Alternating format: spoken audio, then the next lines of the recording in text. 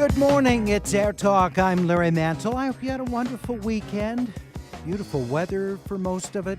So glad to have you with us to start the week together. We have much news to talk about, including next hour, a 3-year initiative that's a collaboration of the Getty and the City of Los Angeles to identify many more places of African American history and culture within Los Angeles. I've got a bunch of places that I want to put out there for nomination. I want to hear from you, the places that you think are most important to recognize as African American historical or cultural sites, or movements that could also be included, because perhaps it wouldn't have to actually be a physical location. That's coming up next hour right here on Air Talk. But right now, as we so often do, we take a look at the very latest on COVID-19 and a very big week with vaccination eligibility already scheduled to increase. At the same time, our supply of vaccine is going down. With us to talk about this is Dr. Dean Blumberg,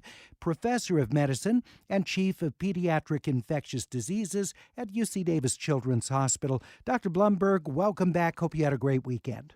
Thanks, I did. How about you, Larry? Good. It was very, very nice. A lot of work around the house and a couple long walks. Very nice. Let's start right off with what's happening this week. For those health departments that have not already expanded the eligibility for vaccination to 16 years of age and up, others will be following by Thursday of this week when the state eligibility expands to 16 and up. But we also, because of a lack of deliveries of Johnson & Johnson vaccine, are going to see an overall drop in supply. So what's going to come from this?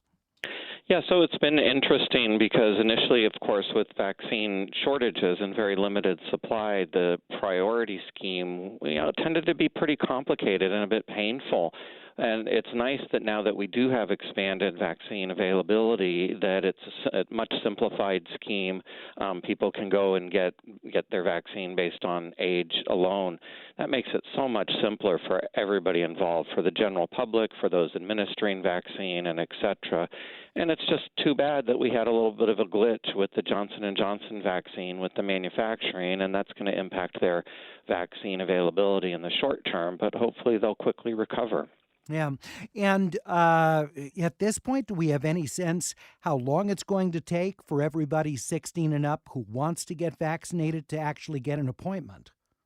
Yeah, I don't know that. I don't know how long it's going to take for that. But what we have seen is that most, the states request the vaccine. We've seen some states now in the country that haven't requested vaccine even when it's been available. So we do feel that the shortage of vaccine is easing up. And I know at UC Davis Medical Center, we've been vaccinating, basically using up all vaccine, as soon as it's available. So I'm hoping that with the easing of the shortages, that we will have more availability and everybody can just get their vaccine with an appointment, and pretty soon, hopefully, not even need an appointment, just walk in.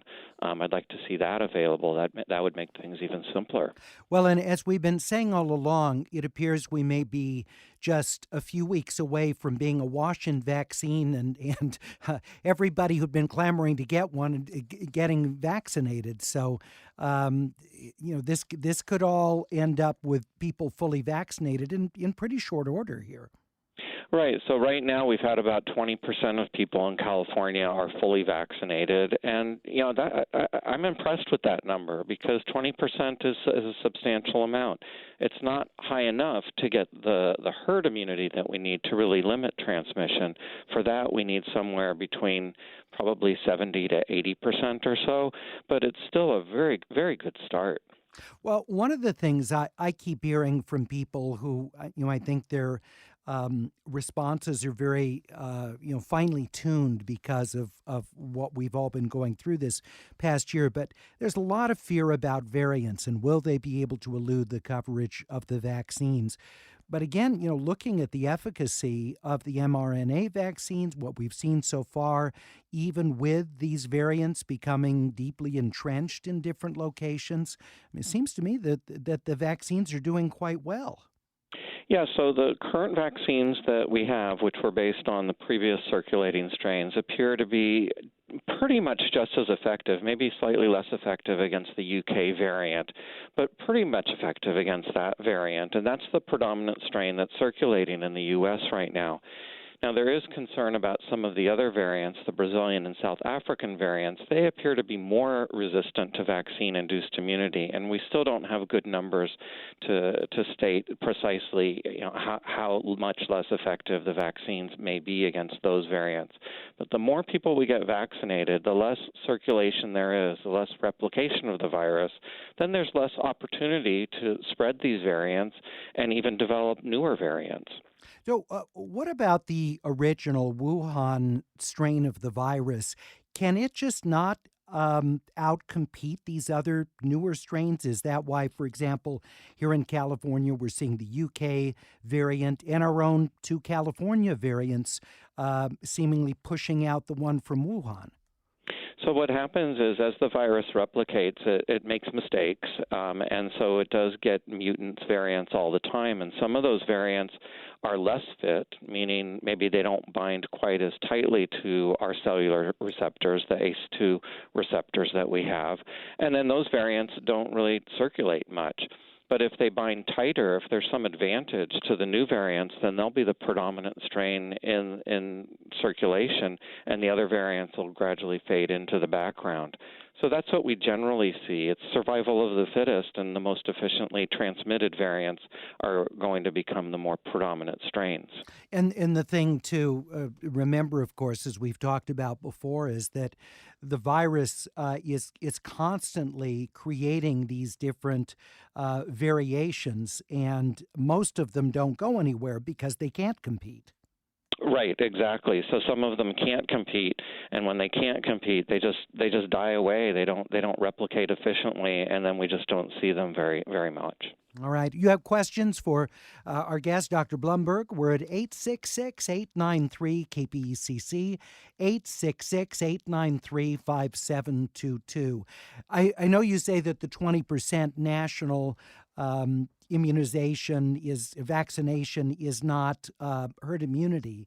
But looking at what we're seeing here in California, I wonder if you couple the vaccination rate with the number of people that were exposed to COVID-19, especially during the big surge that we had a couple of months ago, if in combination what we're seeing is some significant herd immunity here.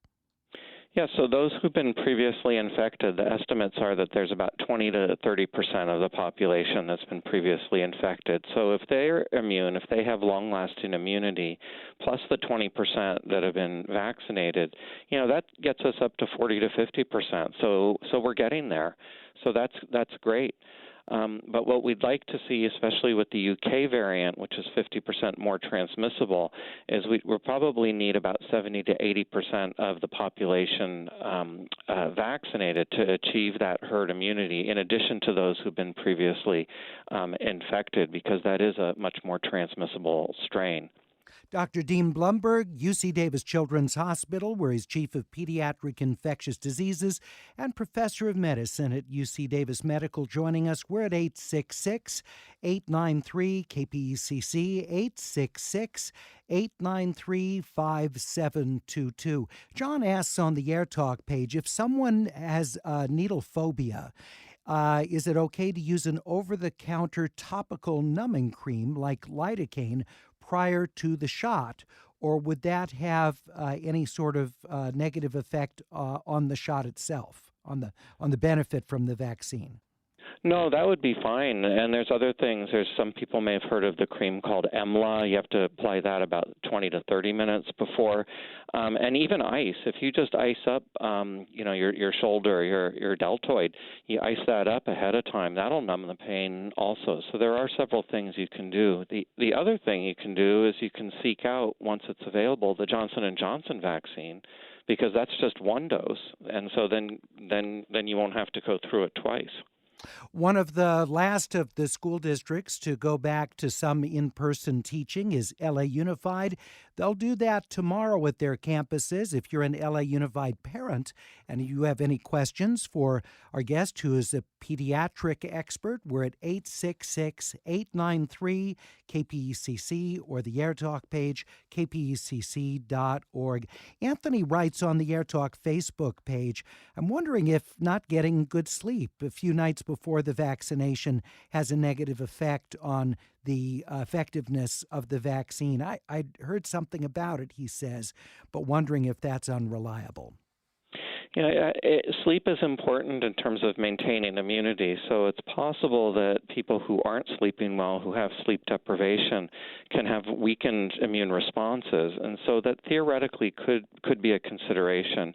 However, I'm confident that the vaccine formulations will vastly overcome any kind of minor decrease in immunity that would result from sleep deprivation. The vaccines are designed with a cushion in terms of inducing immunity to overcome problems like that. And remember, they were used on a large group of people, presumably some of whom had a sleep interruption or lack of sleep, and were included in the overall strong results in the showing as well. This comes from Wendy, who says, my close relative was stuck in China for the past year, just returned to L.A. after getting fully vaccinated in China.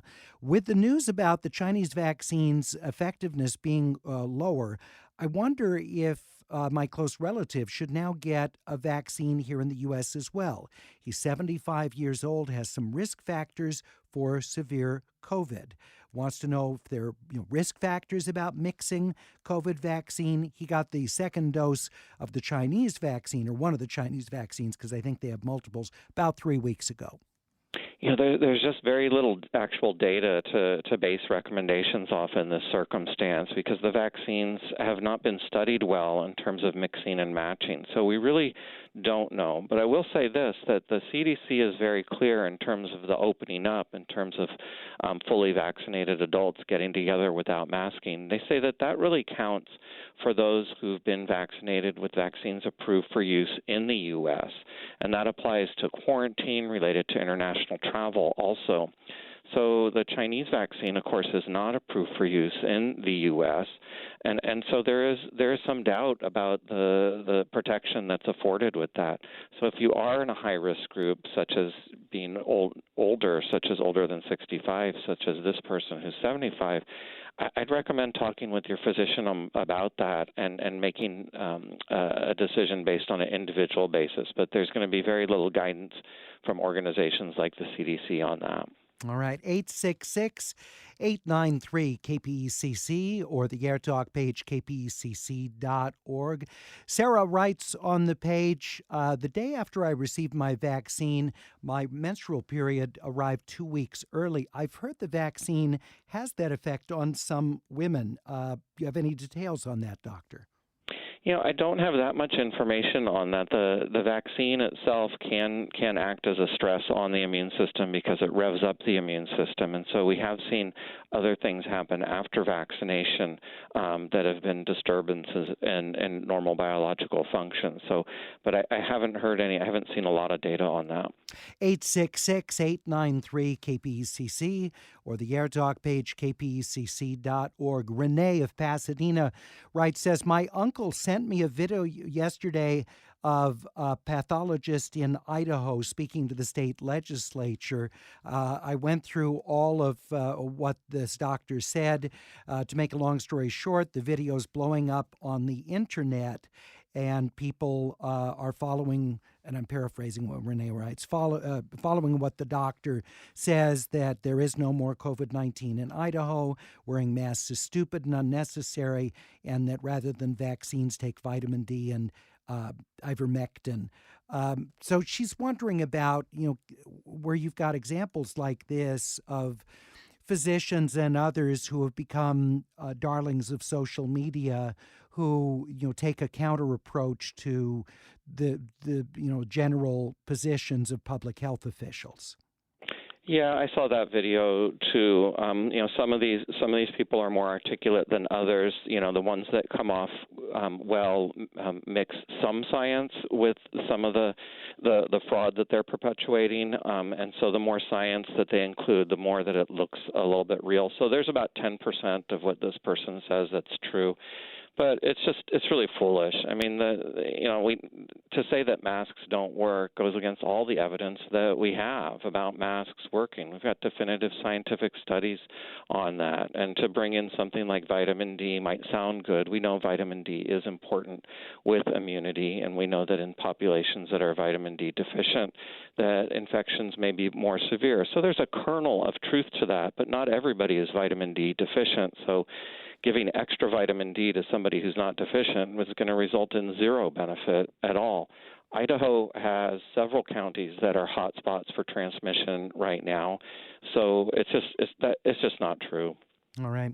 We're talking with Dr. Dean Blumberg, UC Davis. We're at 866-893-KPECC or the AirTalk page, kpecc.org. Just before we break, I just want to mention that Minnesota, the police chief in Minnesota, in Brooklyn Center, says that the officer who fired a single shot that killed a black man, that's in a stop that occurred over the weekend, that the officer meant to discharge a taser instead of his firearm. That comes from the chief of police in Brooklyn Center, Minnesota. Over the weekend, there were protests and disturbances with people upset about this incident, the shooting of an African American in this suburb of Minneapolis. He was fatally shot, was the man, after a traffic stop. But again, the police chief, Tim Gannon, says this was an accidental discharge. We'll give you updates throughout the course of the day. We'll continue our conversation with Dr. Blumberg in just 1 minute on Air Talk. Podcast supporters include California State University Fullerton, ranked #1 in California in 2021 for awarding bachelor's degrees to underrepresented students by Diverse Magazine. Each year, these Titan graduates join more than 200,000 Titan alumni in the region's workforce, powering the economy of Southern California and shaping its future. California State University Fullerton. It takes a Titan.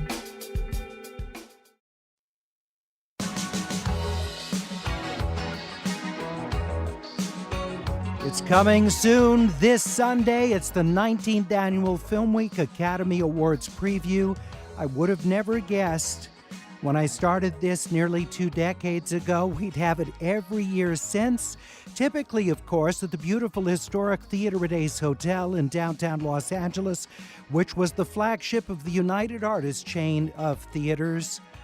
They had a remarkable opening night in 1927, but we're not going to be going back there because of the pandemic, of course. So for the first time in these many years, it'll be a virtual event, but we'll be coming your way live, not recorded, it's live, this Sunday, 1 o'clock in the afternoon. 10 Film Week critics will be joining me from throughout Southern California. They'll be at home. I'll be coming your way from my studio here at KPECC, Studio A.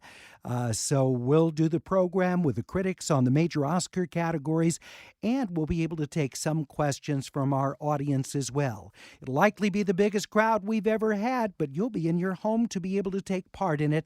You can get your tickets by visiting kpecc.org/in-person. That's kpecc.org/in-person, our 19th Annual Film Week Academy Awards preview. And it's been quite a year for movies, even though we haven't been able to go to movie theaters. Some extraordinary films, just wonderful work that we're going to be able to talk about coming up this Sunday at 1 o'clock in the afternoon. Dr. Blumberg, I don't know if you're a film buff or not, but it's been quite a year for great movies. Yeah, it has. My wife and I were just talking this weekend about going to see a movie in person, and it's just so odd to even talk about that and imagine that. And we were looking at some of the local movie theaters, which ones were open, and what that experience would be like. Yeah, it's going to be strange to sit there with a mask for 2 hours or whatever, watching the movie. But it'll be nice, even with reduced capacity, I think, to have that communal experience. I'm looking forward to going back at some point. Right? I mean, Yeah. difference. Yeah, no question. All right, we continue with your questions for Dr. Dean Blumberg, UC Davis Children's Hospital, 866-893-KPCC, 866-893-5722. Kay in Glendale wonders what the most effective COVID-19 test is currently. The PCR assays, the nasal swabs that are the PCR assays, are all highly effective. They're somewhere between 97 to 99% sensitive. So those are the best tests. The antigen tests, like the Abbott test, those are about 80% sensitive. So any of the PCR assays, I don't have any preference for one over the other. All of them are really excellent. Okay. And are those the ones that require that the little swab go up deep into the nasal passage? Do all of them rely on that? Yeah, those are the best. Those are the best swabs. The ones that go the deepest into the nasal passage, which is very uncomfortable. Those are the ones that are the most accurate. Those are more accurate and more sensitive than doing the anterior nasal swab, the short swab, or the saliva tests. And some of those tests are the ones that are done in the laboratory themselves, but some of them are point-of-care tests, so they've developed them that they're 15-minute turnaround tests. So those are ones that you might see in clinics or emergency rooms. 866-893-KPCC or the AirTalk page, kpcc.org. Tammy in Pasadena asking some interpersonal advice. You have any recommendations for how to deal with being around other people who are not wearing masks? Oh, that is so difficult, and I really don't know what to do. I mean, I'm not about to shame somebody and tell them to put on a mask. What I do is, if I'm in public and it's somebody I don't know, is I just avoid them. So I just go around them. I was at the farmer's market the other day, and one of the vendors was not wearing a mask, and it's a vendor that I usually buy from. And I just decided I wasn't going to buy from them that week because they weren't wearing a mask. And I didn't ask them. I'm not sure why they weren't wearing a mask. If it's someone you can always say, I'm not comfortable with not masking. Could you please wear a mask? And right now we're in kind of a transitional time because some people are vaccinated and other people aren't. So when you're with other adults who may be vaccinated or partially vaccinated, the default is to wear a mask and then say, well, what are you comfortable with? 866-893-KPCC or the AirTalk page, kpcc.org. Yeah, I've just found avoidance. Also with people who don't cover their nose. It's an ongoing problem with people with the mask riding down under their nostrils. 866-893-KPCC. Adam in Alhambra says, I have a 9-year-old son. My wife and I are both fully vaccinated. School's preparing to go back into session. I don't have a lot of fear, but I'm wondering what we should be watching out for and how do we protect him and his classmates and teachers? Yeah, so the most important thing is the social distancing and the masking. So hopefully the school has a routine masking policy. What we found is that schools are very safe places when they do have appropriate policies in place. There's been studies that have shown that 3 feet of distancing is adequate in schools compared to the 6 feet that we normally talk about. And the reason that they do 3 feet is because the schools can't accommodate. Many schools can't physically accommodate the students if you did have that 6-foot requirement.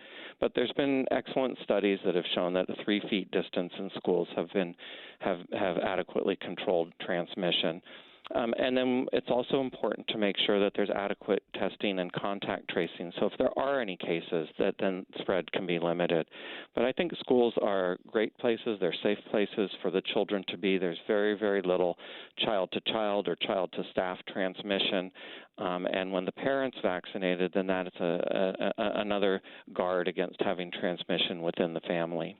Dr. Dean Blumberg, UC Davis Children's Hospital with us, 866-893-KPCC. I don't know what you've seen with your patients, but we've been hearing that kids are surprisingly good at keeping their masks on, which I'm very surprised to hear that at least. But what have you heard anecdotally, Dr. Blumberg? Yeah, kids are very resilient. If we have expectations and we're consistent with our expectations of them, then they will wear masks. It's the same thing with like bike helmets, where they might not want to wear them when they're cycling. But if parents are very consistent about that expectation, they will wear them all the time. And in fact, some of my colleagues who see kids routinely, what they comment on is that the kids in their practices are better at wearing masks appropriately than the parents, and they often mention that the parents have the mask below the nose and all. I think a lot of that is also some of our role models have been wearing them wrong. So if you watch any sports, boy, a lot of the coaches and players, when they're on the bench, on the sidelines, they're wearing the masks wrong, and they're constantly pulling their masks off to argue with the referees or umpires or whatever. And that's a bad message to send. Yeah, it's funny. It's ironic they're pulling the mask down at the time when they're projecting the most out of their mouth. Joaquin in the Burbs writes on the page, if 3 feet works for kids, why doesn't it work for adults, adequate space or not?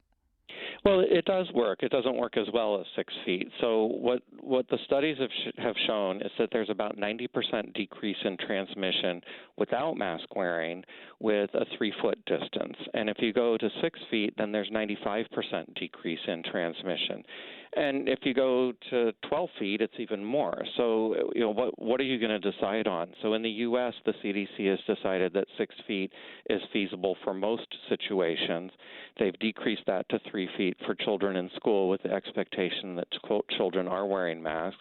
But the WHO and other countries take different tacks. So in Europe, many of the countries use 1.5 meters, so about 4.5 feet is what their standard is. So it is relatively arbitrary, but there is some science behind it. Lisa in Ontario says she's been told she can't get her scheduled mammogram until about a month after a COVID vaccine. What would the reason for that be?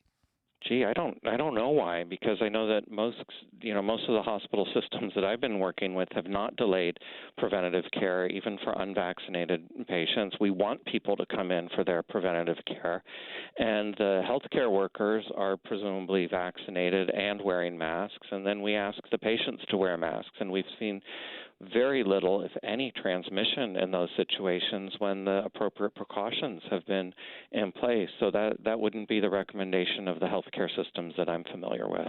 Anival writes on the page, I got my J&J vaccine this past Thursday. I received pretty significant side effects that calmed down for the most part by Saturday night. However, everything still feels warmer than the outside temperature, and I get waves of hot flashes. Is this normal after a few days? Yeah, I haven't heard that as a common side effect following immunization, but many people may have different alterations in their usual biologic processes following immunization, and especially if you've had a significant reaction such as a very sore arm or a fever or something like that. So I would hope that would get better over the next few days. China Hand writes on the Air Talk page, Dr. Blumberg, ! Excited to talk with you. If a nursing mom is vaccinated, can she give immunity to her baby? Could she expel milk and give it to her toddler so he gets some immunity?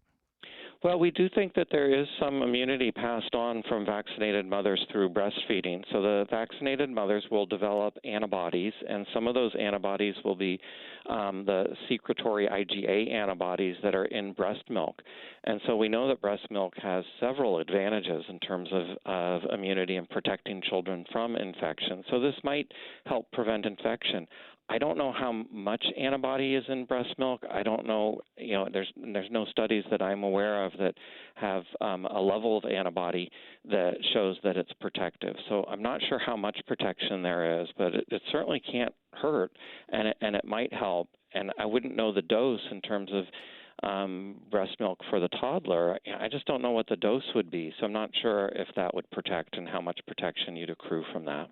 We have what's been one of the most frequently asked questions, but I'm wondering if we have a bit more information for an answer. Aaron in Venice asks, for those that are pregnant, what trimester should the vaccine be given in if there is a choice? And is one of the vaccines better for someone pregnant than another? I do not recommend trying to time it to a trimester in general. We know that pregnant women are at higher risk for severe COVID. They're at higher risk for hospital admission and intensive care unit admission compared to women of the same age who aren't pregnant. So it's dangerous to get COVID during pregnancy, and it may induce preterm delivery also. So although there's little data in pregnant women, the CDC is collecting data.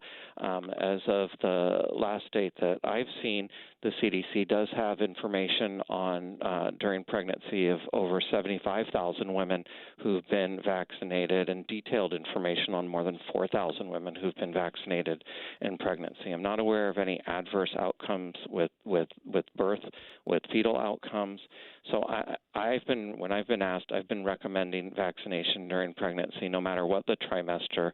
Although, because people are nervous about it, I fully understand people might want to try to time that, and so some people have been waiting till the third trimester to vaccinate. And I don't have any preference for any of the vaccines. I don't see any theoretical reason for any of the vaccines to worry about them crossing the placenta and causing issues with the fetus or some of them having more adverse reactions than others. I wonder, though, if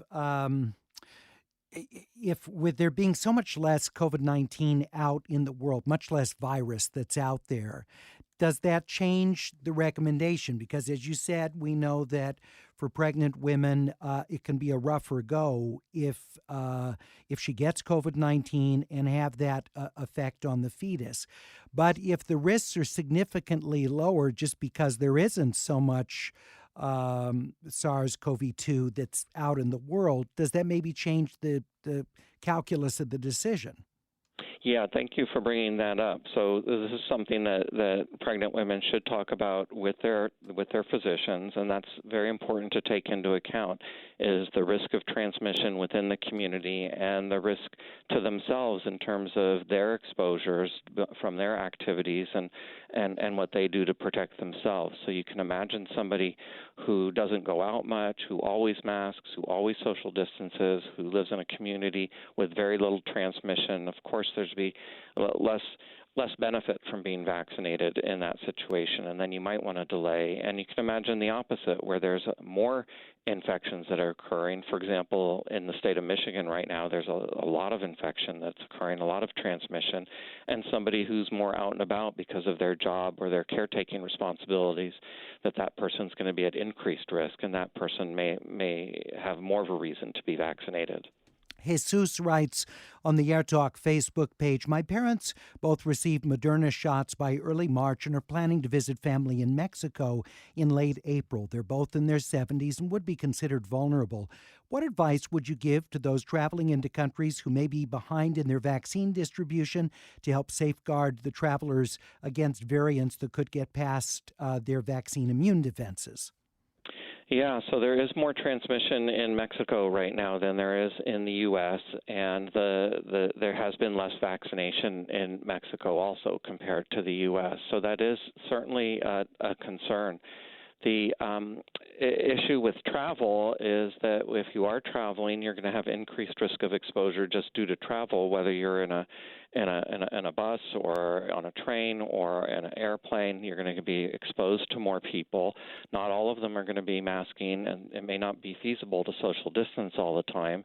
And then if you're going to an area of higher risk, of course, there is an increased risk of transmission there also. So I would recommend people check out the CDC webpage on international travel. If you're fully vaccinated, they do say that you can travel, but they still do recommend masking.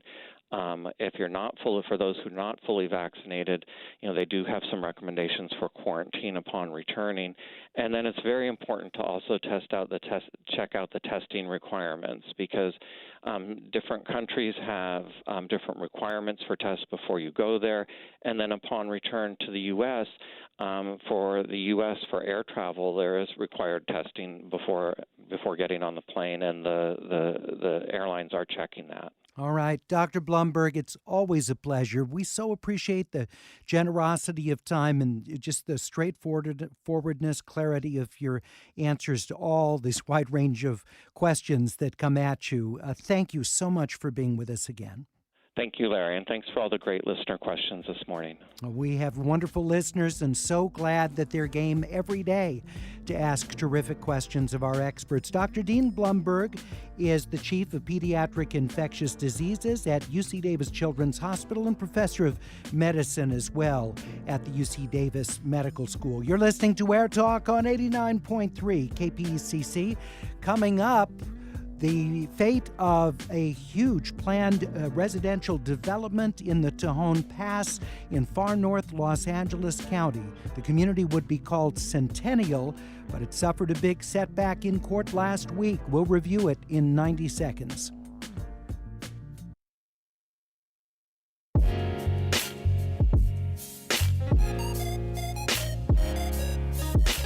If you've been a long-time listener of Air Talk, you've almost certainly heard one of the previous segments we've done about the proposed Centennial residential development in far north Los Angeles County. The development would be constructed by Tejon Ranch Company, which has done a number of developments, like the warehouses that are down in the Central Valley, just at the foot of where the 5 comes out at Grapevine. And this project would include close to 60,000 homes if Centennial is developed. There have been many years of environmental debate about it and wrangling between the parties. But last week, a Los Angeles Superior Court judge rejected LA County's approval of the developer's environmental impact report. So at least for now, that blocks this many years long project from actually being constructed. With us to talk about the judge's determination and what comes next is J.P. Rose, staff attorney for the Center for Biological Diversity. J.P., thank you very much for being with us. First of all, your thoughts on the judge rejecting what the county had apparently accepted. Hi, Larry. It's great to be here. Thanks for having me on. Well, we're definitely very encouraged by the court's ruling. It recognizes that the county failed to account for the wildfire and the climate impacts of this proposed development. And Centennial is simply the wrong vision for LA County for a couple reasons. And one of those is the climate issue. It's located 65 miles from downtown LA and would lock in 75,000 long-term car trips per day, meaning residents would have multi-hour commutes to get to work, clogging up the I-5 freeway. Even the State Air Resources Board said this project was inconsistent with the state's climate goals. And then the second major issue the court ruled in favor of the petitioners on is on the wildfire issue.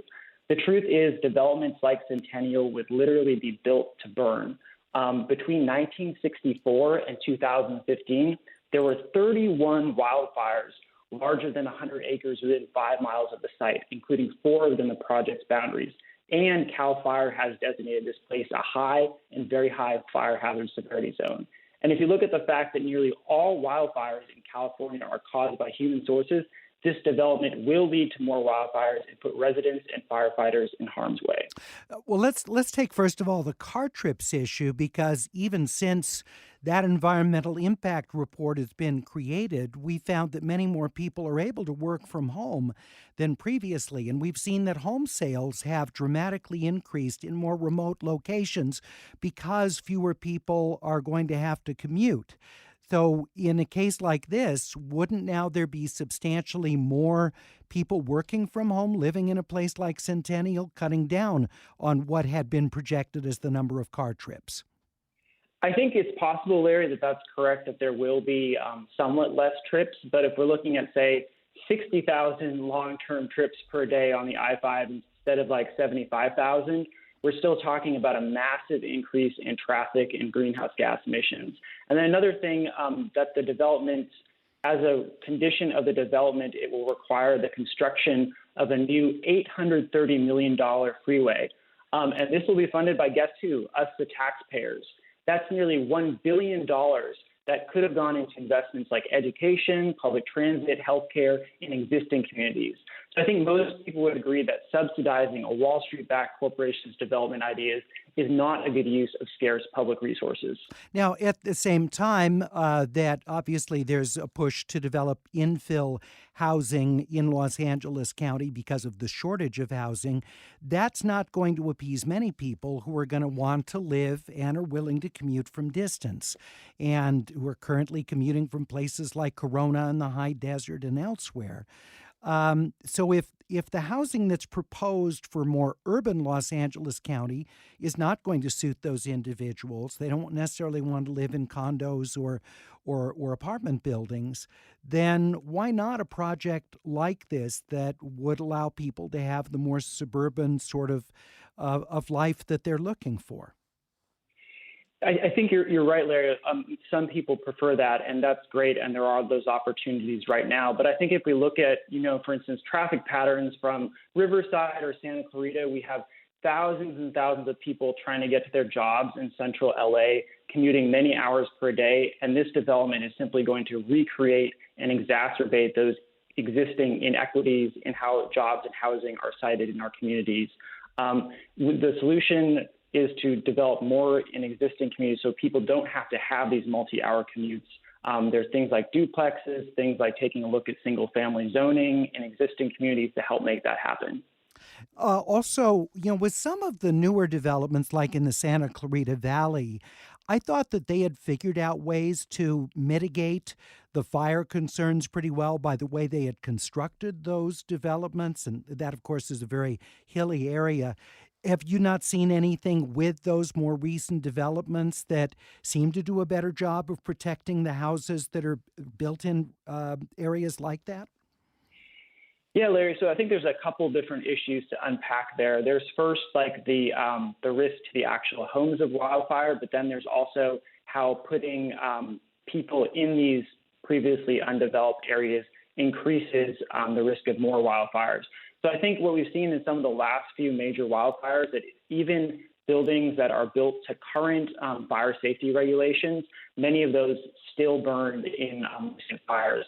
So building codes in and of themselves are not sufficient to protect people. But then the flip side is that when you add, say, 60,000 people to this remote area, you have more wildfires being started.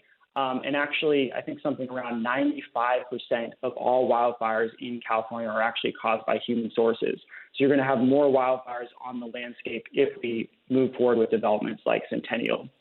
We're talking with J.P. Rose, staff attorney for the Center for Biological Diversity.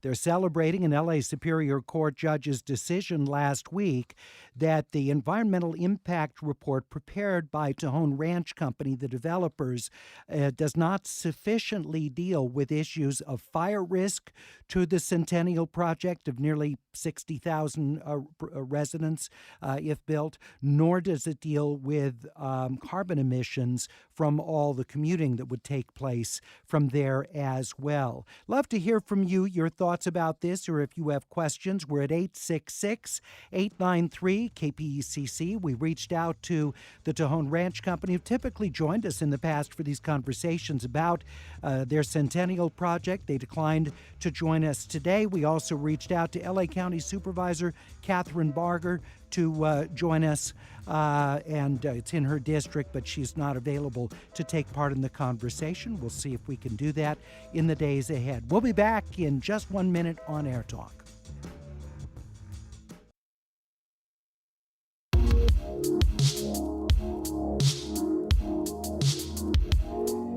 It's Air Talk. I'm Larry Mantle. Great to have you with us as we talk about the uncertain future of the Centennial housing development. It's a planned community that's right up near the North Orange County line, right off of Interstate 5 as it goes through that very open area there. It would create a large community. Nearly 60,000 residents would be there. It's been years long in the process for Tejon Ranch Company to try and get Centennial built, and the company suffering a significant setback in court last week. Also with us from UC Berkeley, director of the climate program at the Center for Law, Energy, and Environment there, Ethan Elkind, who also leads the joint initiative from Berkeley and UCLA Law Schools on climate change and business research. Ethan Elkind, good to have you with us again. Ethan, you there? Okay, we'll try and get him back on. Again, we're at 866-893-KPECC or the AirTalk page, kpecc.org. Are you back, Ethan? Yes, I'm sorry about that. That Dreaded mute button, it tripped me up so many times. I was going to say it's 2021 and it's still with the mute button here. I know. I still don't have it down. Fortunately for AirTalk, the engineer controls it. So let's talk about what this means for other developments. I'm not aware of others in California of this size, but is this precedent setting? Well, definitely. I think especially for projects like Centennial that are in these high fire zone areas that are far from jobs and services located out in the peripheral areas of our major cities, this is definitely going to be an issue. And I think that's really what's kind of a landmark aspect of this case, because it's introducing some new challenges in terms of wildfires. The court specifically cited wildfire embers that blew miles away from fires and created new ignition sources in the Santa Rosa fire, for example, which happened a few years ago up in the wine country. And so it's introducing the new understanding we have about fire risk with these edge developments. And so now for projects that are going to be built in similar areas out in the periphery, they're going to have to account for this. And this is going to be a challenging thing. And then in addition, as you mentioned, and as JP mentioned, the transportation impacts, the greenhouse gas impacts, this development was relying on state programs like our cap and trade program, and basically saying we comply with greenhouse gas emissions because the state is already regulating this off-site. But the court said very clearly that it doesn't matter what's happening to your sort of off-site suppliers of electricity and other energy infrastructure. You need to reduce greenhouse gas emissions on site.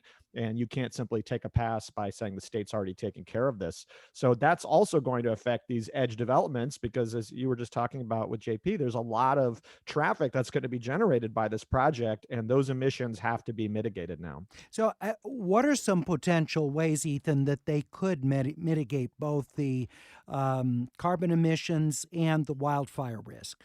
Well, I think starting with the carbon emissions, it's maybe a little more understood what they have to do. And that's basically, some of that is, as you mentioned, telecommuting and things like that. But it's also about fuel switching. They're going to have to figure out how to dramatically scale up zero emission vehicle usage from the development so that when those vehicles are on the road, they're not burning petroleum-based fuels. Secondly, they're going to have to find a way to reduce the vehicle miles traveled from the residents in these areas. So that's going to mean maybe telecommuting, but that's only going to be really a drop in the bucket in the grand scheme of things. You're going to have to figure out ways of trying to get more people to carpool, to set up transit systems, to try to reduce the overall driving miles. So that's understood, but very difficult in terms of how to actually do that. And then the second part on wildfire impacts, it's not totally clear to me, because they're talking about, well, okay, fine, you can make sure that residents in these areas are going to be protected from fires through vegetation management, home hardening, things like that. But the court is saying that's not enough. You also need to worry about how these embers that might be burning in this area are not going to be blown miles away and ignite a fire someplace off site.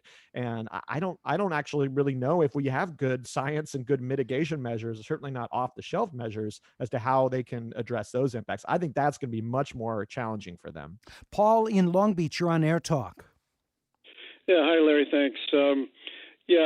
My family bought a ranch up there near Gorman, just about 2 to 5 miles south of the proposed Centennial project.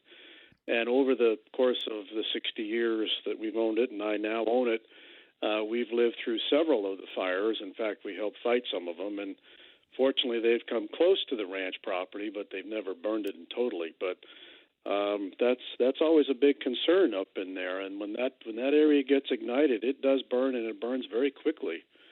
And it would be a big concern for the few residents that are up there. So are you feel like it would be better to not have the development, or would you feel okay if they can come up with significant mitigation measures?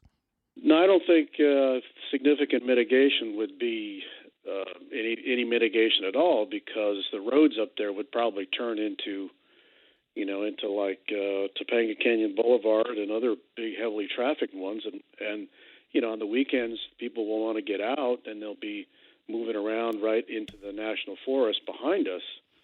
And I don't think there's really any. All it takes is one vehicle or one motorcycle or one cigarette to ignite the brush, and the whole mountainside can go up very, very quickly. Paul, thank you for your call. I appreciate it very much. Let me go back to J.P. Rose, Center for Biological Diversity. So, J.P., what comes next for the developers?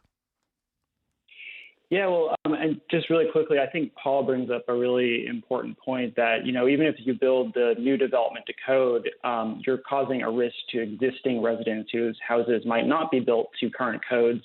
And there's a huge problem with that. But I think in response to your question, I think Tejon has really an uphill battle. They have to convince the Board of Supervisors that building a new sprawling city on fire-prone wildlands is somehow in the interest of the public. In addition, the county adopted a sustainability plan, I think last year, that has new policies that oppose large-scale development in fire zones, developments exactly like Centennial. So Tejon has to convince the supervisors to ignore their own policies on wildfire. In addition, the political winds really are shifting here. A poll found that 3 out of 4 Californians favor limiting new development in fire-prone areas. Not to mention also the board's makeup has changed since Tejon's initial approval.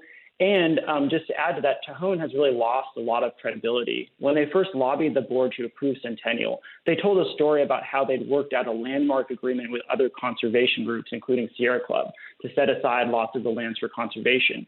Well, it just became public in December of last year that Tejon has allegedly reneged on its commitments in the agreement.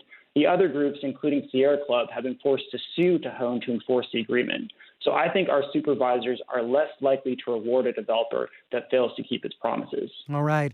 Gentlemen, I want to thank you very much. And again, to reiterate, we invited the Tejon Ranch Company, the developers of the proposed Centennial community of nearly 60,000 residents, to join us, and they declined taking part in today's program. J.P. Rose, staff attorney, Center for Biological Diversity. Ethan Elkind directs UC Berkeley's climate program at the Center for Law, Energy, and Environment. Boy, that hour went fast.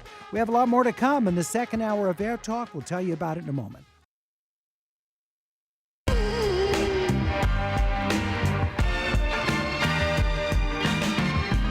Wonderful to have you with us on Air Talk. I'm Larry Mantle, and I hope you'll be able to join us for our next Film Week live event. It's our 19th annual Film Week Academy Awards preview.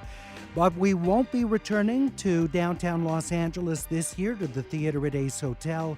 That, of course, because of the pandemic. So we're doing it virtually. We're coming to you at your house this coming Sunday, 1 o'clock in the afternoon. All of our Film Week critics, 10 of them, will be there. We'll be doing all the major categories for the Oscars and even have a few minutes at the end of the regular program for audience questions of the critics. This Sunday, 1 o'clock in the afternoon. Get your tickets by visiting kpecc.org/in-person. I sure hope to see you out there in the audience for the 19th annual Film Week Academy Awards preview. It's been a wonderful year for films, and if you haven't seen a lot of movies this year, this is a great way for you to hear what our critics have to say about their favorites. That's this coming Sunday. Well, I have been racking my brain trying to come up with a number of African-American landmarks that should be recognized by the city of Los Angeles. This as part of a 3-year plan by the Getty and the city of Los Angeles to find those sites that should be recognized in African-American history here in Los Angeles. Joining us to talk about the mission of this collaboration is Sarah Lardenoy, who's project manager for the LA African American Historic Places Project. Thank you so much for joining us, Sarah. We appreciate it.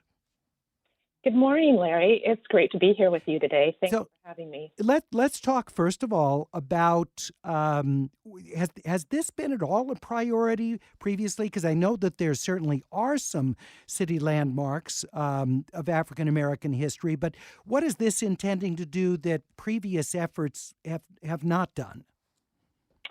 Sure. So at the moment, we know that the city's landmark designation programs do not yet equitably encompass the diversity and richness of Los Angeles, and thus it's not an entirely accurate reflection of the city. And so, we've been working with the city of LA since 2005 on a comprehensive framework to identify and manage the city's historic resources. And this partnership resulted in Survey LA, which was the city's first citywide survey of historic resources and the establishment of an inventory called Historic Places LA. But, we know there's more work to do.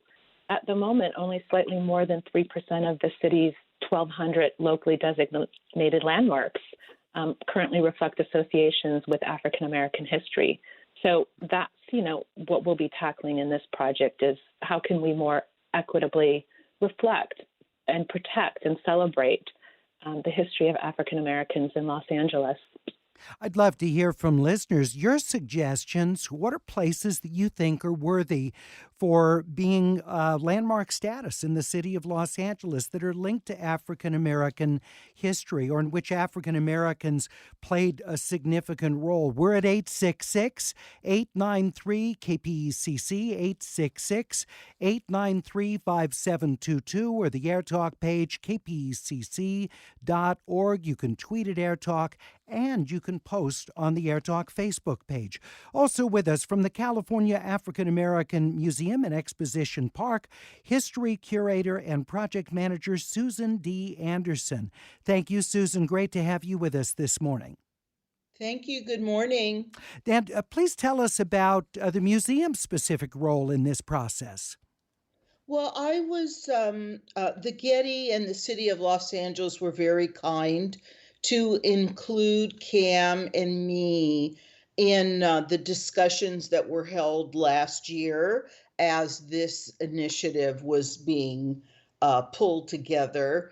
And the California African American Museum is an institution that has been documenting and interpreting African American history related to Los Angeles and California for a couple of generations now. So we're very glad to see the initiative and looking forward to partnering with the initiative in any way we can. 866-893-KPECC or the AirTalk page, kpecc.org. So, Sarah, let me just throw out, first of all, of course, there are the factories, particularly automotive manufacturing here in Southern California that was a significant draw in the westward migration from Louisiana and from Texas of African Americans to Los Angeles. Is there some way of commemorating those, long gone factories, but were a huge draw for people seeking jobs and coming to Los Angeles? That's a great question. First of all, I would start out by saying that we don't have any specific sites that are on the list yet of sites that we're going to designate. That's part of this process, is that we're going to be going back and looking at a context statement that was prepared in 2018 that provided a framework for evaluating and identifying potential resources and working with the communities to expand upon that and identify potential themes and additional historic resources. And certainly, these factories that you mentioned could be considered.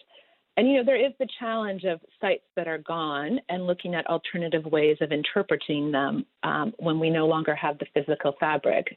But, there are creative ways in which to do that. And Susan, you may be able to say more specifically about these factories.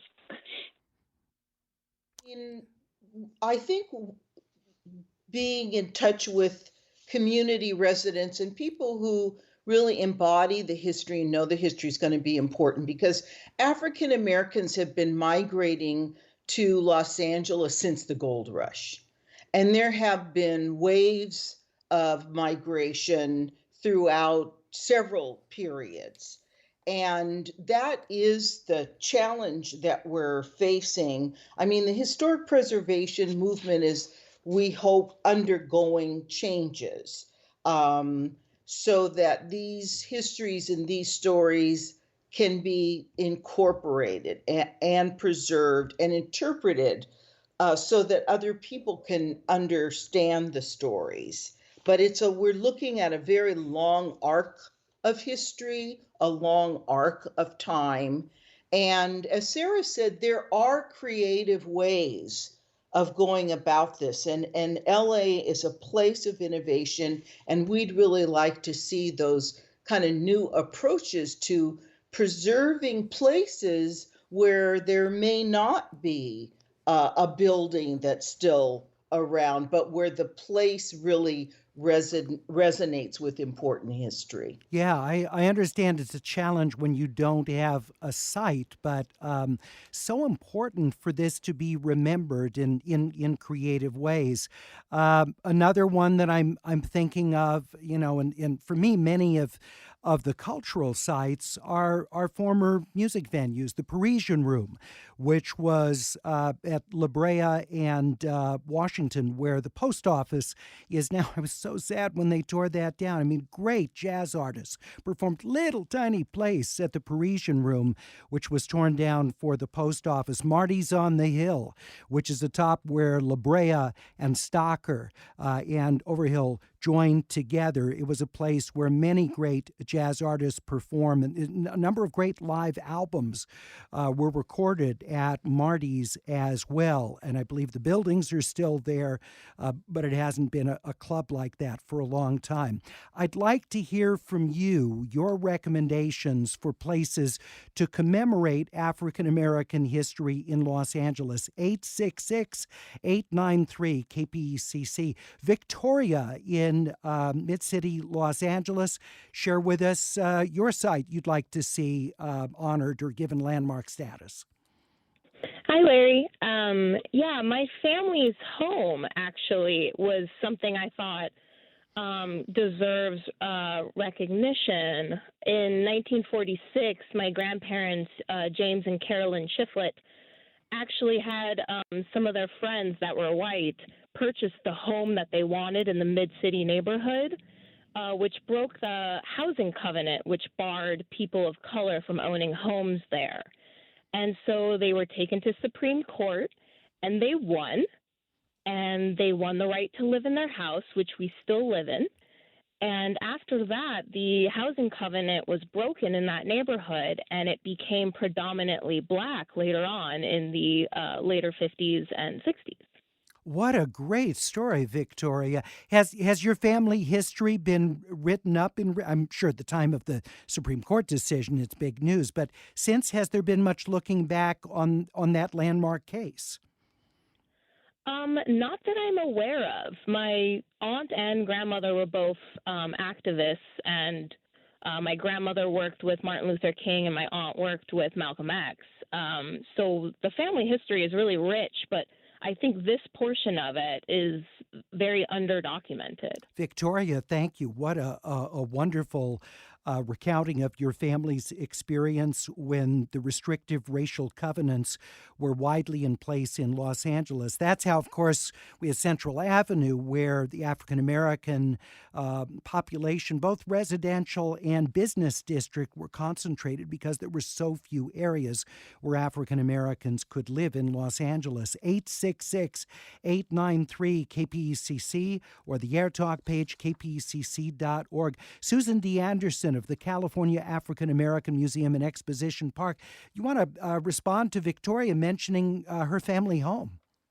Yes, I hope that she'll contact me at camp because we're really interested in her family history. And you can see why this initiative is so vital.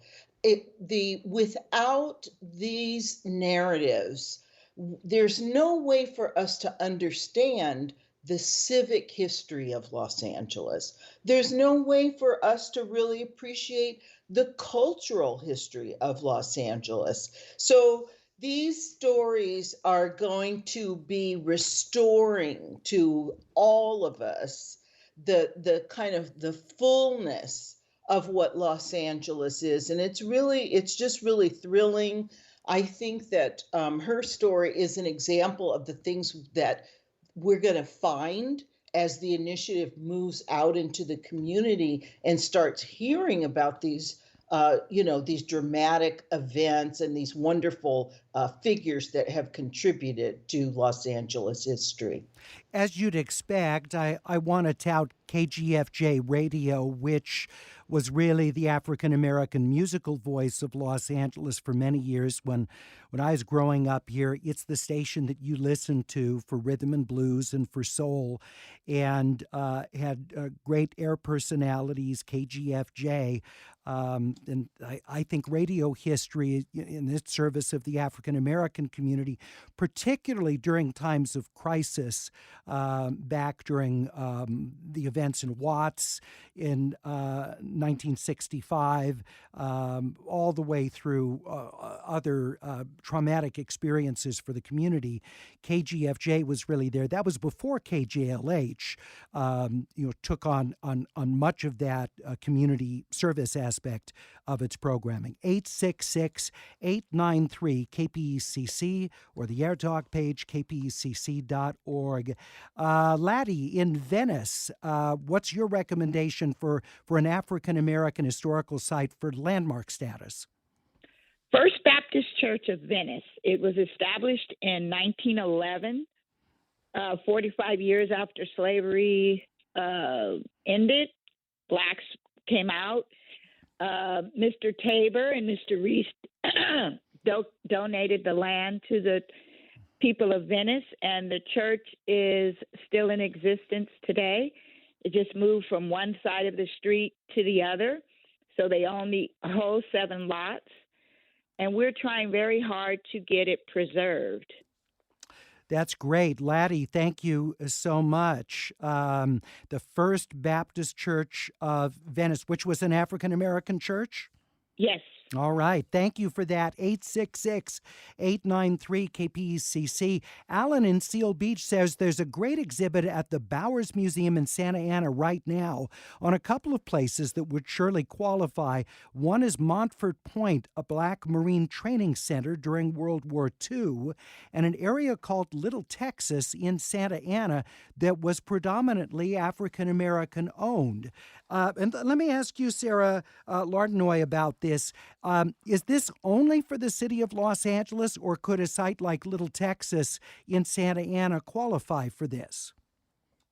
I would say right now our partnership is with the city, Los Angeles City Planning, and so we are focused on sites within the city of Los Angeles. We may find that there are some sites in Los Angeles that may have connections to other sites outside of the city. And I would also point out that there are a lot of, other organizations that are doing work to, preserve and conserve these types of organizations, including the National Trust for Historic Preservation's African American Cultural Heritage Fund. So, there are other people taking on this work as well. All right. I don't know if you know the Golden State Mutual Life Insurance Company building on West Adams, if that has been given city landmark status. But of course, that's hugely important because during the time when African Americans could not get home loans, Golden State Mutual Life Insurance, a Black-owned company, was able to provide those loans for people, huge part of the community. And the 5-story office complex was designed by the great architect, Paul Revere Williams, who was African-American and done so much stunning work throughout Southern California. So that is something, if it doesn't already have landmark status. Sarah, do you know if it does? Larry, I'm so glad you brought that site up. And fortunately, that site was designated a historic cultural monument, I believe, in around 2011. Okay. So that's great news. And I also would just take this opportunity to point out that the Getty was so pleased to jointly acquire the Paul Williams Archive with the University of Southern California. Very good. All right, glad. It has some public programs around the work of Paul Revere Williams. I was also going to bring up Maverick Flat, the terrific music club that's been a fixture in the African American community for decades on Crenshaw, right in Lamert Park. But that, I understand, already does have landmark status, appropriately enough. 866-893-KPCC. What about Solar Records, Dick Griffey's company? He takes Soul Train Records, renames it Sound of Los Angeles, Solar Records, has it in Hollywood. Many of the artists were LA-based African Americans who go on to international acclaimed on Dick Griffey's Solar Records. Yet another place worthy, in my mind, of landmark status for African American history in Los Angeles. We're at 866-893-KPCC. We'll be back in 1 minute.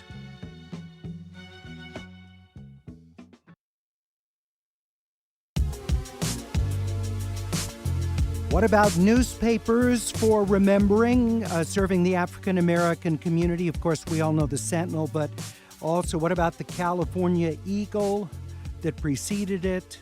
We're talking about landmarks in African American history here in Los Angeles, and I welcome your recommendations for sites or even movements. James in Van Nuys asks, well, will there be markers put up at sites when the building is no longer there? That's a great question, James. But, for example, in Little Tokyo, where the Azusa Street revival, which really was the start of the charismatic movement among Christians, began early in the 20th century as a multiracial movement. African Americans, whites, Latinos, banding together in that religious experience known as the Azusa Street experience. There is a plaque there. I can't remember if it's in the sidewalk, whatever, but, the area, the buildings there where that started in Little Tokyo are long gone, but they still found a way to commemorate that very important spot in Christian and Los Angeles history. 866-893-KPCC. Sarah Lardenoy of the Getty Conservation Institute and project manager for the LA African American Historic Places Project. Are there some creative ways of marking sites with the buildings being gone, but there still being a location where something happened? Sure. I mean, Larry, as you mentioned, there are examples of where people have put plaques either on adjacent buildings or in the pavement. And there's a wonderful, memorial downtown, the Biddy Mason Memorial. And that, there's other strategies such as digital markers, where you might be able to pull up some information on a site, maybe learn more information. Sometimes people have done virtual recreations or included historic photographs. So there's a number of ways that could be done. All right. Joel in Hermosa Beach, what's your recommendation for a place to be given landmark status that's connected to African American history? Good morning, Larry. I would recommend a place in Watts, about a quarter of a mile northeast of Watts Towers. It was called Studio Watts Workshop, not to be confused with Bud Schulberg's Writers' Workshop. This was a flourishing community arts center that thrived from about 1964 to 1971, and then it transitioned into a community housing project of 144 units. I can't remember where that was, but the interesting part of it was that there had to be dedicated space in the housing complex, mostly for older folks, but there had to be dedicated space for artists to do their actual art making there. Anyway, there's a lot about Studio Watts Workshop in a wiki by that name, which because time is short, and there's also one of the co-founders with James Woods, who I worked with at the time. Yeah. Was a woman named Janie Cortez, Jayne, and there's a nice wiki on her. She was a performance artist and jazz musician who actually was married to Ornette Coleman for some time. anyway, and UCLA Special Collections Department has a piece on Studio Watt's workshop. All right, Joel, appreciate the call very, very much. Susan D. Anderson of the California African American Museum, history curator and project manager. Were you familiar with the Watt Studio Workshop? I am. And there was a flourishing community of avant-garde artists in Watts long before the Watts riots. As the caller mentioned, Jane Cortez, who was a poet who I was lucky enough to meet when I was an undergraduate student, Ornette Coleman, Charlie Mingus, Noah Purifoy, they were all working in Watts, and they were an oasis for avant-garde. These were really out-of-the-box thinkers, and their work is still influential among contemporary artists. And speaking of artists, I mean, an earlier caller asked about plaques. That's one of the things that I really hope to see with this initiative are creative ways of preserving spaces. And I think that's going to require working with artists, people who have social practices, people who know how to, sort of deal with these issues of history and community. There are all kinds of examples of some wonderful projects that are out there. There's a recently open project in the city of Santa Monica, in the old Belmar neighborhood that was destroyed by redevelopment in the 10 freeway, a Black neighborhood in Santa Monica, more than 100 years old, that historian Allison Jefferson and artist April Banks together worked with the city to put together this really extraordinary art and history project to commemorate a neighborhood that's been destroyed. And they found a way to memorialize structures that don't exist anymore. Wow, that's terrific. We're talking with the history curator and project manager of the California African American Museum in Exposition Park, Susan D. Anderson. Susan, just as an aside, because you mentioned one of my favorite artists, Noah Purifoy, can you still see his work on display in the high desert? Is that still available? Do you know? Yes, it is. Okay, good. I need to get up there and see his extraordinary work, just an incredible output in his lifetime. 866-893-KPECC or the Air Talk page, kpecc.org. Let's see, we have Yoda writes on the page, I used to go to Shelley's Manhole on Cahuenga in the early 60s with many famous, prominent Black musicians, Oscar Peterson there, although Shelley himself was white. There were many African-American musicians and customers. Yeah, Shelley's Manhole was a huge jazz club. And again, jazz is such an important part of Los Angeles history because, at the time when you saw a migration of tremendous numbers of African Americans to Los Angeles, jazz is also at a point where it is, in large part, popular music in America. And so you've got a fascinating mesh that takes place culturally at that time, and the great irony, of course, of all these tremendous African-American artists who don't live with the same freedoms as their white counterparts, but are working in mixed-race groups, making tremendous art, tremendous music during that period.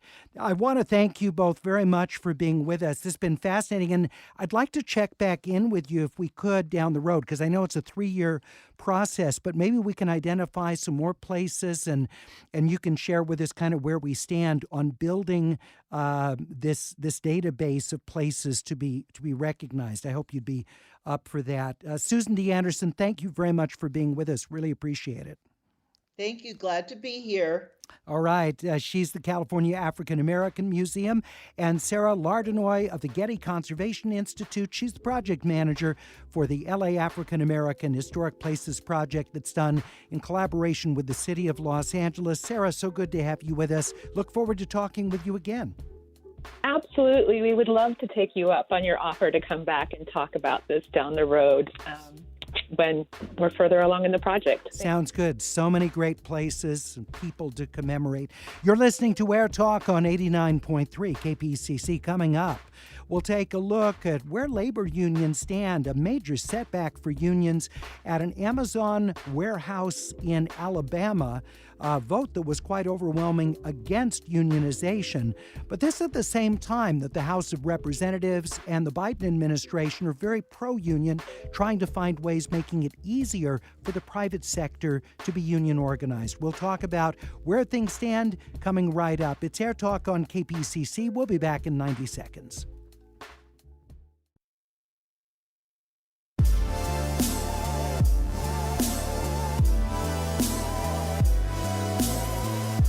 You're listening to Air Talk on KPCC. I'm Larry Mantle.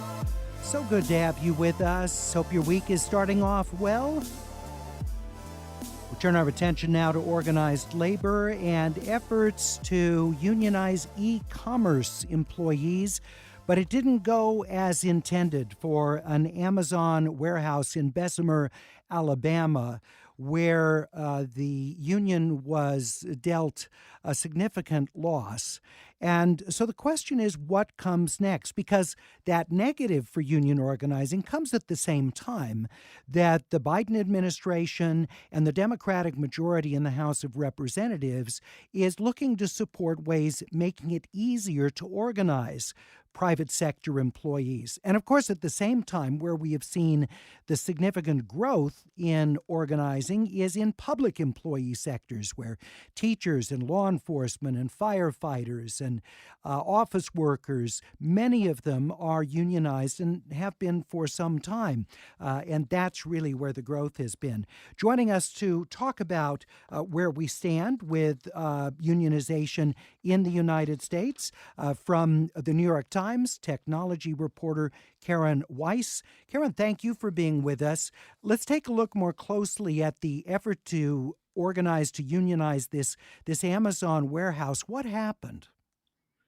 Yeah, this is kind of a pretty quick organizing effort for trying to take on Amazon. But basically last summer, some workers at this warehouse outside of Birmingham, Alabama, contacted a union, the Retail Workers Union, and they launched a campaign kind of late summer, early fall, and there was an election that ran then kind of most of February and March, and we got the results end of last week. And the workers pretty strongly voted down the unionization effort. It was about a 70-30 split. It was a pretty big margin.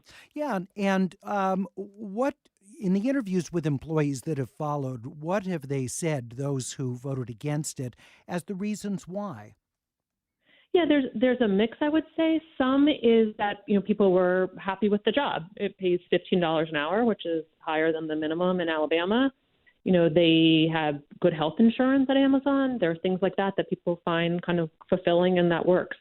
The other thing you heard a lot of is workers just saying they didn't need the union to make the changes they want. So even Amazon organized a press conference with some workers who opposed the union afterwards, and they were saying, we want better training, we want better career mobility, and in the next 100 days, management is going to take all these lessons from us and really listen to us. So it's basically, it was not just a referendum on work at Amazon, but I would say it was also, does the union help, do people see help with unionization? We're talking with New York Times technology reporter Karen Weiss. Karen, are there other efforts with e-commerce companies to unionize them, or does this seem like because of this setback, maybe the unions are going to take a step back and re-examine their strategies? Say that again? Does it appear in the wake of this that unions are going to re-examine their strategies for organizing, or are there already efforts underway to try and organize other e-commerce locations?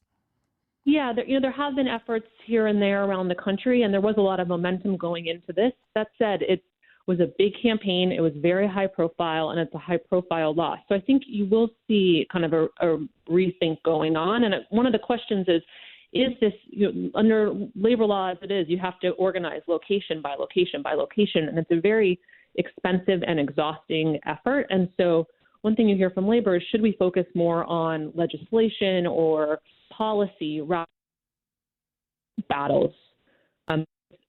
After almost a decade of trying at Walmart, unions got nowhere. So it was a very kind of time and resource intensive effort that didn't really lead to that much at Walmart. So there's a question of, do they want to go through that Amazon, or should they take a different approach?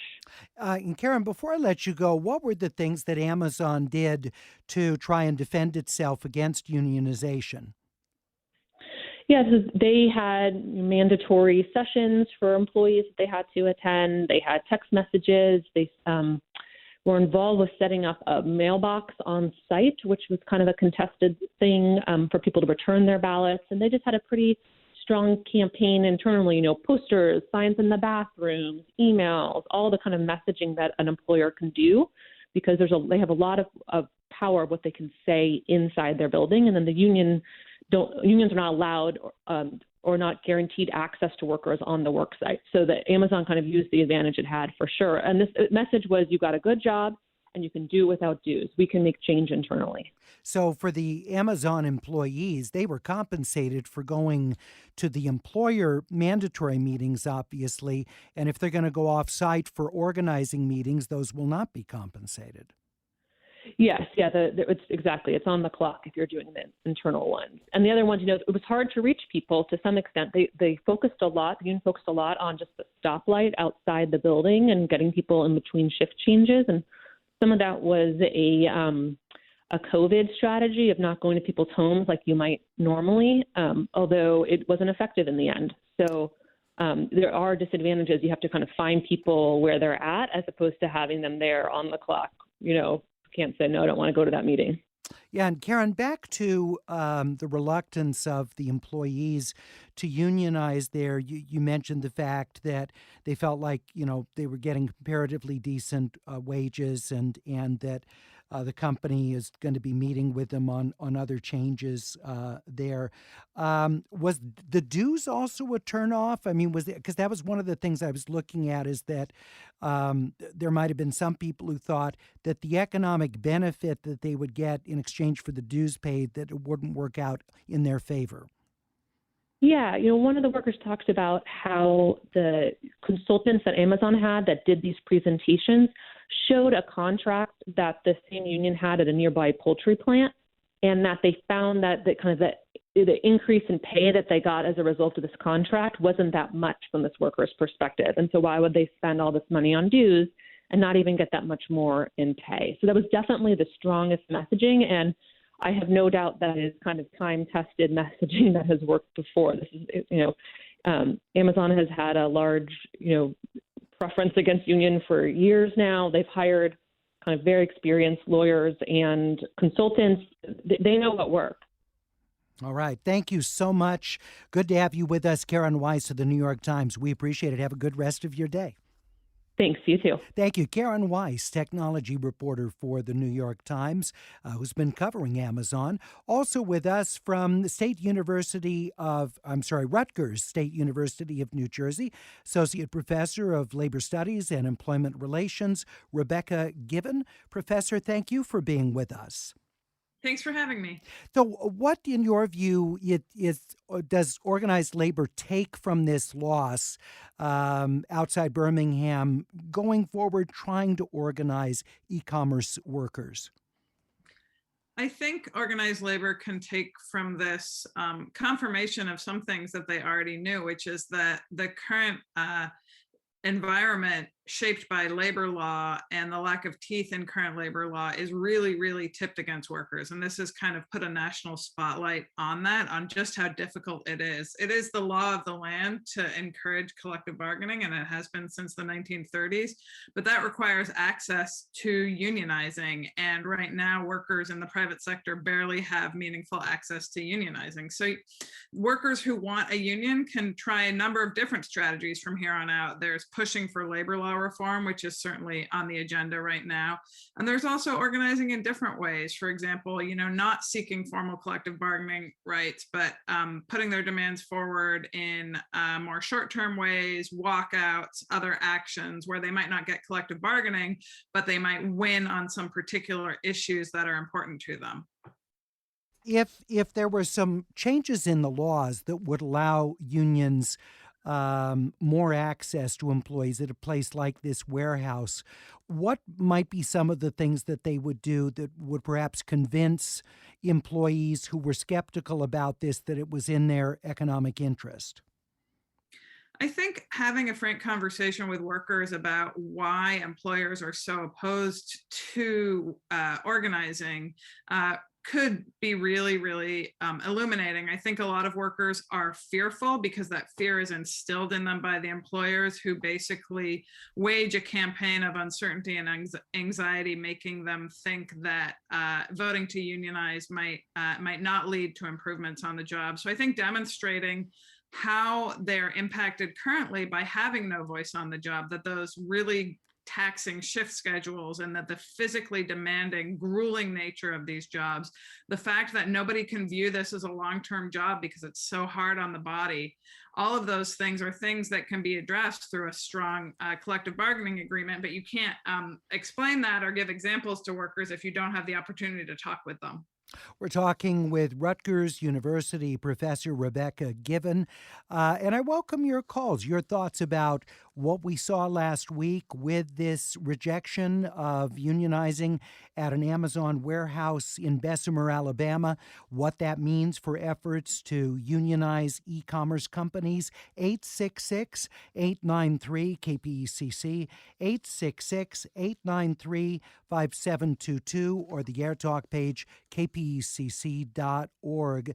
Just a couple months ago, the Democratic majority House of Representatives passed a bill that would make it easier for employees to form unions.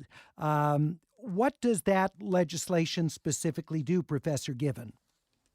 The PRO Act, as passed by the House and with an uncertain fate in the Senate, basically does a few different things. One is it provides enforcement and real teeth to some of the laws that are, some of the regulations that are currently on the books that have been essentially rendered irrelevant because employers can violate the law with no real deterrent. So adding teeth to some of the provisions that exist about not, for example, firing workers for trying to organize a union. And there are a number of provisions that would, for example, give unions equal access to employees during an organizing drive, not allow these captive audience meetings where workers are mandated on the clock to sit and listen to the anti-union sort of campaigning of the employers. And so it goes at the shortcomings and the imbalance in the law from a number of different directions to try to reset things and return to that original mission to promote collective bargaining. And what would the effect be on some states' right to work laws, which which make it more difficult to unionize companies? Yeah, right to work laws, are also known as open shop laws, essentially say that states can pass laws that mandate that unions represent everybody in a relevant workplace or collective bargaining unit, but can't collect any of the cost of representing those workers. And it's designed to basically financially drain unions of resources and make them have to do a lot of representation and negotiation work while starving them of the money that it costs to do that work. And the PRO Act, as it currently stands, would actually outlaw those provisions, which would be a significant change in those right to work states that are mostly in the South. We're talking with Rutgers University professor Rebecca Given. We're at 866-893-KPECC or the AirTalk page, kpecc.org. Also with us is professor at UC Santa Barbara, historian Nelson Lichtenstein. He directs the Center for the Study of Work, Labor, and Democracy. Professor, it's good to have you with us.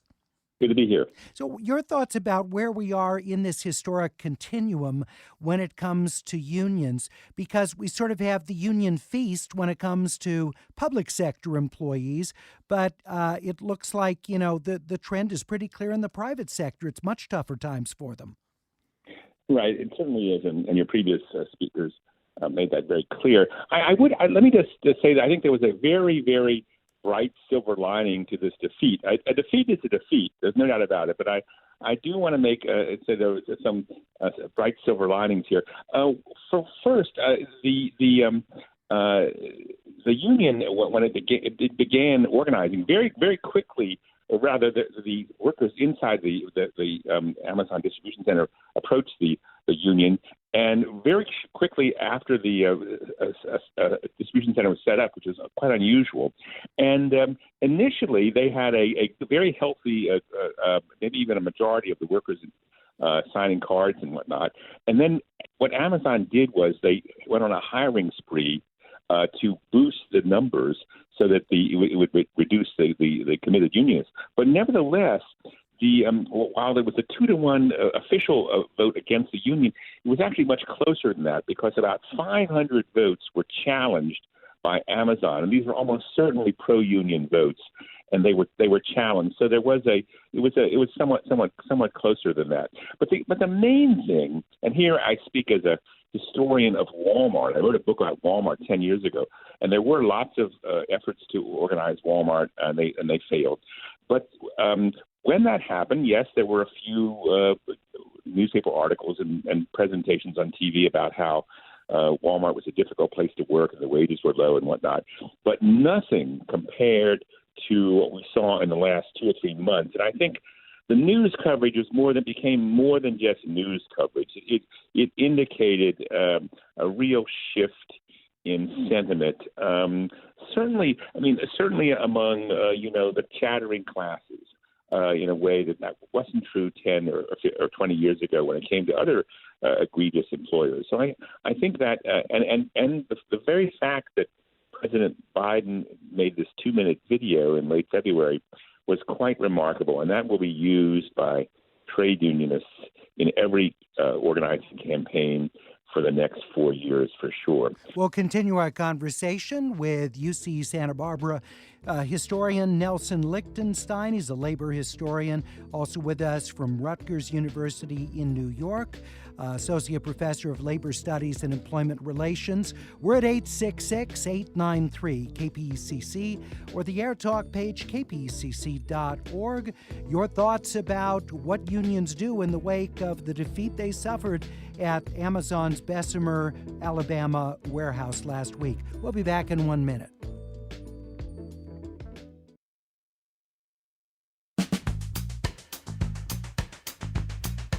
It's Air Talk on KPCC. I'm Larry Mantle. Great to have you with us. We're talking about the future of labor unions in the wake of the loss that the union took in attempting to organize the employees of an Amazon warehouse facility in Bessemer, Alabama. That defeat last week, as unions have tried to find ways of organizing employees within e-commerce companies, because they've been seeing so much loss of unionized jobs in the private sector as public sector unionization has increased. Rebecca Given, professor at Rutgers in New Jersey. What about some of the other emerging fields in employment? For example, tech. Is that something where labor unions have set their sights on organizing there? Yeah, I mean, we can think about what workers want and what workers in tech want. And we're seeing the trajectory now from especially the white collar tech workers who perhaps for some time felt this sense of gratitude for some of their conditions of work, but are now starting to sort of fight back and think about organizing whether in unions or through mass walkouts or other things to say, you know what? We're not actually okay with, for example, sexual harassment, gender pay gaps. We're not okay with not having a voice at work, the workers in the video game industry who get subject to this intense crunch time. So we're seeing some action, and it's taking different forms. So sometimes it's simply speaking out, sometimes it's more organized and collective, sometimes there are efforts to unionize, and workers are really starting to say, you know what, we should have a voice on the job. We don't necessarily have to just take everything as determined by our bosses. But is much of this going to come down to, the same issue as apparently the Amazon employees were dealing with? Will I end up paying more in union dues than I'm really going to get in additional compensation this way? When workers decide to unionize, it's never a simple value transaction. So while they might think about that, we know from what's known as the union wage premium, or how much more unionized workers make than non-unionized workers, it does turn out to be far more than what they're paying in dues. But workers choose to unionize because they want to work collectively and reclaim some power on the job. They don't do it because it's a simple, pros and cons or a accounting transaction. They do it because they want to work collectively with their workers. They want a voice. They want to be able to speak up without fear of retaliation. They want due process. They don't want to be able to be fired for no reason at all, which most workers in America deal with. They want something more. They're not looking at it as just, what will the cost of dues be, and is that worth it? There's a lot more that's at stake when workers decide to organize. So if those are things that workers want, then why do we see such low penetration rates of unions in the private sector?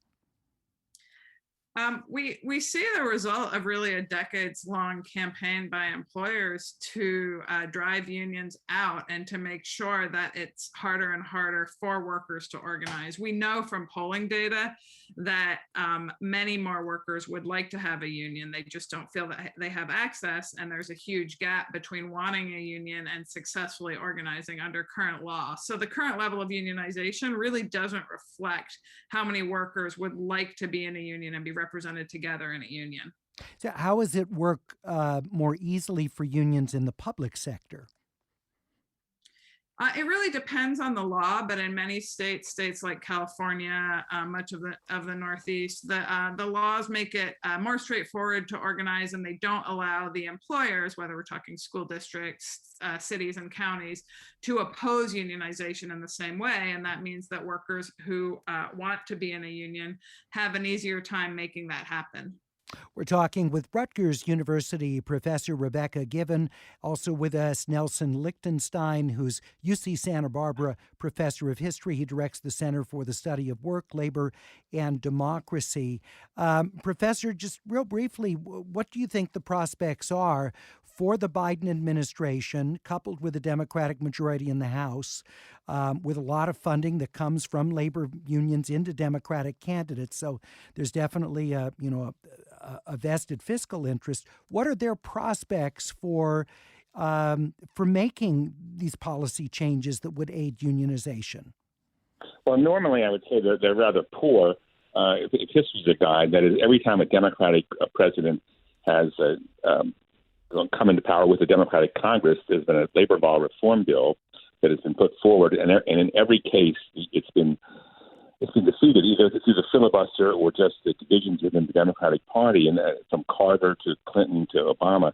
With Biden, it's just barely possible that we could have a break with that dismal tradition in terms of legislation, because I think there is a growing realization among the Democrats and even centrist Democrats that the trade union movement has always been a bulwark of the Democratic Party, not because they give money. That's not the reason. What they do is they're one of the few institutions on the left or the center left that can mobilize people in an interracial fashion.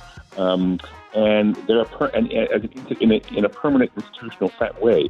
They're the Democrats' equivalent of the evangelical mega churches. All right. I appreciate it, Professor. We need to conclude. Thank you for joining us. We appreciate your being with us for another edition of Air Talk on KPCC. Coming right up on Fresh Air with Terry Gross, the interview with writer, director, and actor Emerald Fennell, Promising Young Woman, the movie she wrote and directed, which is multi-Oscar nominated.